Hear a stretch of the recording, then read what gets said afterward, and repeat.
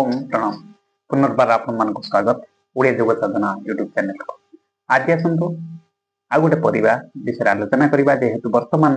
नवेम्बर मास चलुची एबे आमे प्रायतः बेसी पाई परछंती फुल कोबी बा जोटा को इंग्लिश रे कहते कॉलीफ्लावर सेटा ए विशेष करी शीत ऋतु रे बेसी मिली थाए बा शीत ऋतु रे ही ओम प्रणाम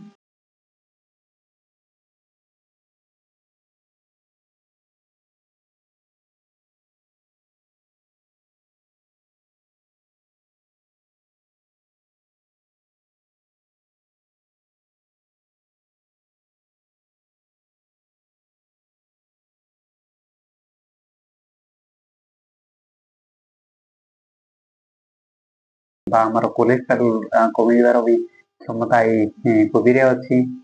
जदि गॉड को क्योर करबा पई आर क्षमता भी अछि